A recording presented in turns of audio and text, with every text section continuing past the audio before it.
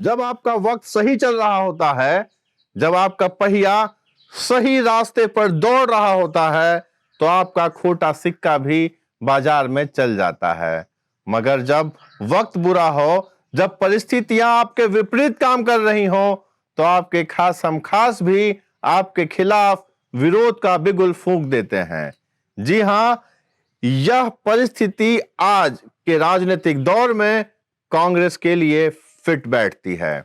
बिहार का विधानसभा चुनाव हारने के बाद जिसका ठीकरा कांग्रेस के सर मढ़ा जा रहा है और देश के अन्य राज्यों में लगभग 50 विधानसभा की सीटों पर उपचुनाव हुए और जिसमें कांग्रेस को मुंह की खानी पड़ी। अब आज का यह दौर है जब कांग्रेस के खास सिपहसालार गांधी परिवार के खास माने जाने वाले कांग्रेस नेतृत्व खिलाफ उन्होंने बगावत का बिगुल फूंक दिया है। जी हां, कांग्रेस के लिए यह कहा जाता है कि कांग्रेस का साथ सबका विकास, मगर जनाब आप विकास तो छोड़िए, कांग्रेस का अस्तित्व ही कहीं शोध का विषय न बन जाए। 28 दिसंबर 1885 जिस दिन एओ ह्यूम ने कांग्रेस की स्थापना की थी, और यूं कहा जाता है कि राजनीतिक पार्टी में लोकतंत्र का होना बहुत ही जरूरी है। लेकिन अगर आप इतिहास के पन्ने पलटते हैं तो देश की सबसे पुरानी पार्टी में लोकतंत्र का कई बार कत्ल हुआ है। जी हां, देश की सबसे पुरानी राजनीतिक पार्टी, और उसने एक बार सुभाष चंद्र बोस के साथ अन्याय किया और एक बार सरदार पटेल के साथ अन्याय हुआ। आज लोग यह कहते हैं कि नरेंद्र मोदी ने भारतीय जनता पार्टी में डिक्टेटरशिप करके रखी है, मगर पूरे सम्मान के साथ मैं ये कहूंगा कि महात्मा गांधी ने 2 बार कांग्रेस में लोकतंत्र की हत्या की। जी हां, अपने जिद के कारण उन्होंने एक बार सुभाष चंद्र बोस को पार्टी का प्रेसिडेंट बनने से रोका और दूसरी बार उन्होंने सरदार पटेल को देश का प्रधानमंत्री बनने से रोका। यह थी कांग्रेस की शुरुआत, जिसने 2 धुरंधर नेताओं के साथ अन्याय किया था, और यह राजनीति कई सालों तक देखने को मिली, और आज कांग्रेस परिवारवाद का परिचायक बन गई है। जी हां, कांग्रेस में कई सालों से अब गांधी परिवार की डिक्टेटरशिप ही चल रही है।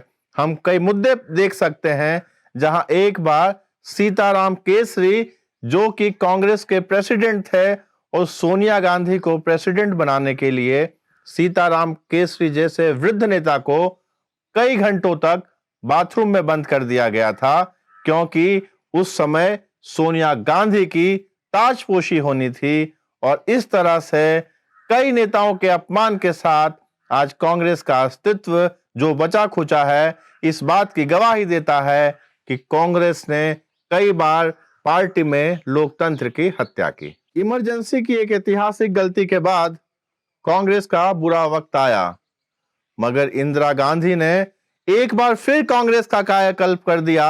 अपने विरोधी आवाजों को दबाते हुए कांग्रेस का नया नामकरण हुआ इंडियन नेशनल कांग्रेस, जिसे लोग दबी जबान में कांग्रेस आई यानी कि कांग्रेस इंदिरा भी कहते हैं। बांग्लादेश का बंटवारा करने के बाद इंदिरा गांधी काफी मजबूत नेता मानी जाने लगी। यहां तक कि अटल बिहारी वाजपेयी, जो कि विपक्ष के नेता थे, उन्होंने इंदिरा गांधी की तारीफ करते हुए यह कहा कि आप में हमें दुर्गा का रूप दिखता है। वह एक मजबूत दौर था कांग्रेस का, जब कई राज्यों में कांग्रेस की सरकार बनी और केंद्र में भी कांग्रेस की मजबूत सरकार थी। विपक्ष नाम मात्र का था और कांग्रेस के लिए सुनहरे दिन अभी भी जारी थे। इंदिरा गांधी की हत्या के बाद राजीव गांधी प्रधानमंत्री बने, और कांग्रेस के साथ उस समय से सबसे बड़ी जो समस्या रही वह विचारधारा के बीच द्वंद्व, यानी कि कांग्रेस कभी भी अपनी विचारधारा देश की जनता के सामने स्पष्ट रूप से मार्केट नहीं कर पाई। जी हां, मैं एक एग्जांपल दूंगा 1984 का। 1984 को सुप्रीम कोर्ट ने शाहबानो केस में एक ऐतिहासिक फैसला सुनाया, और शाहबानू जो कि तलाकशुदा महिला थी, उसके पति को यह आदेश किया गया कि शाहबानू को जो भत्ता है, जो खर्च है, वह मिलना चाहिए। लेकिन मुस्लिम कट्टरपंथियों ने, मुस्लिम कठमुल्लाओं ने मुस्लिम पर्सनल लॉ का हवाला देते हुए राजीव गांधी पर दबाव बनाया और मुस्लिम कट्टरपंथियों को खुश करने के लिए राजीव गांधी ने संविधान में ही परिवर्तन कर दिया और शाहबानू जिसके पक्ष में सुप्रीम कोर्ट ने फैसला सुनाया था, उसके विरोध में संविधान चेंज हो गया। यह वक्त था जब भारतीय जनता पार्टी का जनसंघ का उदय हो रहा था।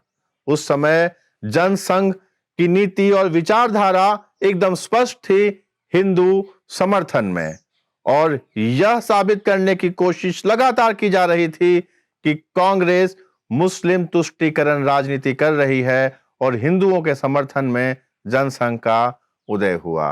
राम जन्मभूमि का आंदोलन जो भारतीय जनता पार्टी के लिए वरदान साबित हुआ, और भारतीय जनता पार्टी 2 लोकसभा सीटों से 80 सीटों को पार कर चुकी थी। मगर कांग्रेस इस दौर में भी अपनी विचारधारा जो थी वह जनमानस के ऊपर, उनके मन मस्तिष्क पर नहीं बता सकी कि आखिर कांग्रेस की जो विचारधारा है वह क्या है। और लोगों के मन में धीरे धीरे यह प्रस्थापित होता गया कि कांग्रेस मुस्लिम तुष्टीकरण की राजनीति कर रही है और मुसलमानों को महज वोट बैंक के रूप में उपयोग कर रही है। अब यह मुस्लिम वोट बैंक की जो राजनीति है धीरे धीरे वह अन्य राज्यों में फैलती गई। बिहार और उत्तर प्रदेश जहां की मैक्सिमम लोकसभा की सीटें हैं, वहां क्षेत्रीय पार्टी लालू प्रसाद यादव और मुलायम सिंह का उदय हुआ, जिन्होंने मुस्लिम वोटों पर कब्जा जमाना शुरू कर दिया और कांग्रेस के जो बहुल मुस्लिम वोट थे वह छिटकने शुरू हो गए और उसका फायदा क्षेत्रीय पार्टियों को होता गया और कांग्रेस को नुकसान होता गया। राजीव गांधी के कार्यकाल के बाद एक बार फिर कांग्रेस विचारधारा के द्वंद में जूझती नजर आई। वक्त था सोनिया गांधी के प्रधानमंत्री बनने का, लेकिन सोनिया गांधी ने डॉक्टर मनमोहन सिंह को आगे किया, यह सोचकर कि आने वाले भविष्य में डॉक्टर मनमोहन सिंह राहुल गांधी के लिए कम से कम राजनीतिक चुनौती तो नहीं बन सकते, क्योंकि डॉक्टर मनमोहन सिंह एक कुशल प्रशासक थे, एक अच्छे इकोनॉमिस्ट थे और देश की अर्थव्यवस्था को उन्होंने रिवाइव किया था, लेकिन उनका राजनीतिक अस्तित्व नहीं था और जब भी सोनिया गांधी या पार्टी चाहती राहुल गांधी की ताजपोशी की जा सकती थी। मगर परिस्थितियां कुछ ऐसी बनती गई, घोटाले पे घोटाले कुछ ऐसे होते गए कि कभी ऐसा सही वक्त आया ही नहीं कि उस कार्यकाल में राहुल गांधी की ताजपोशी की जा सके। उसके बाद केंद्र की राजनीति में उदय हुआ नरेंद्र मोदी और अमित शाह का। आप इन दोनों की राजनीति के पक्ष में हो या विपक्ष में, मगर एक बात तो आपको माननी पड़ेगी कि नरेंद्र मोदी और अमित शाह ने राजनीति को पार्ट टाइम जॉब छोड़कर फुल टाइम कमिटमेंट बना दिया है। जी हां, जो राजनीति पहले कुछ लोग ऐसी राजनीति करते थे कि छुट्टियों के बीच में थोड़ी बहुत राजनीति, अब यह कहा जाता है कि राजनीति फुल टाइम कमिटमेंट है। बिहार चुनावों में यही देखने को मिला आपको कि अब लोगों ने आवाज बुलंद करनी शुरू कर दी राहुल गांधी के खिलाफ, यह कहकर कि बिहार में चुनाव चल रहे थे और आप शिमला में छुट्टियां मना रहे थे। वैसे भी राहुल गांधी के लिए चुनावों के बीच में छुट्टियां मनाना कोई बड़ी बात नहीं है। कभी वो लंदन चले जाते हैं और कभी वो बैंकॉक चले जाते हैं और इसका फायदा मिलता है भारतीय जनता पार्टी को और कांग्रेस विरोधी राजनीतिक दलों को। एक समय था कि हिंदी पट्टी में कांग्रेस का राज हुआ करता था। एक समय था जब देश के दक्षिण राज्यों में भी कांग्रेस का राज हुआ करता था। वह समय ज्यादा दूर भी नहीं था जब देश के पूर्वोत्तर राज्यों में, जिसे 7 सिस्टर्स कहा जाता है, वहां कांग्रेस का राज हुआ करता था। मगर धीरे धीरे कांग्रेस का अस्तित्व कम होता गया, उन राज्यों में धीरे धीरे क्षेत्रीय पार्टियों का उदय होता गया और कांग्रेस का अस्तित्व कम होता गया। उस बीच जो वैक्यूम था, धीरे धीरे उस वैक्यूम को भारतीय जनता पार्टी ने पूरा करना शुरू किया और आज देखिए परिस्थिति कि जो पहले कांग्रेस की स्थिति थी, यानी कि उन राज्यों में जहां क्षेत्रीय दल हावी होते जा रहे थे, अब धीरे धीरे भारतीय जनता पार्टी वहां घुसती जा रही है और कांग्रेस का अस्तित्व खत्म होता जा रहा है। कांग्रेस के मूल राज्य यूपी, बिहार, दक्षिण के राज्य सेवन सिस्टर्स, अब कांग्रेस वहां नामो निशान के लिए ही रह गई है। कांग्रेस को आत्ममंथन तो करना ही होगा। आत्ममंथन इसलिए क्योंकि अगर कांग्रेस की यह दशा आज हुई है तो इसमें कांग्रेस का नेतृत्व तो जिम्मेदार है ही, साथ में कांग्रेस को अपनी विचारधारा भी तय करनी होगी। विचारधारा के साथ में कांग्रेस को यह साबित करने की जरूरत है कि कांग्रेस पैराशूट लॉन्चिंग वाली पार्टी नहीं है, कैडर बेस्ड पार्टी है और कैडर बेस्ड पार्टी बनने के लिए उसे एक बार फिर से कैडर बनाना होगा। कैडर उन कार्यकर्ताओं का जिन कार्यकर्ताओं के ऊपर कोई भी राजनीतिक पार्टी का अस्तित्व टिका होता है। अगर आपका कैडर खत्म हो गया, जैसा कि धीरे धीरे सभी राज्यों में कांग्रेस का होता जा रहा है, तो कांग्रेस का अस्तित्व ढूंढने के लिए शोध करना पड़ेगा और भविष्य में बच्चे सिर्फ किताबों में ही पढ़ेंगे कि कांग्रेस हुआ करती थी। किसी भी स्वस्थ लोकतंत्र के लिए यह जरूरी है कि विपक्ष रहे और राष्ट्रीय राजनीति में राष्ट्रीय दल के सामने राष्ट्रीय दल ही मजबूत विपक्ष के रूप में पेश हो और मजबूत विपक्ष का नेता होना भी बहुत जरूरी है। तो ही लोकतंत्र स्वस्थ रहता है और किसी भी देश के लोकतंत्र में हिटलरशाही या डिक्टेटरशिप नहीं होती है।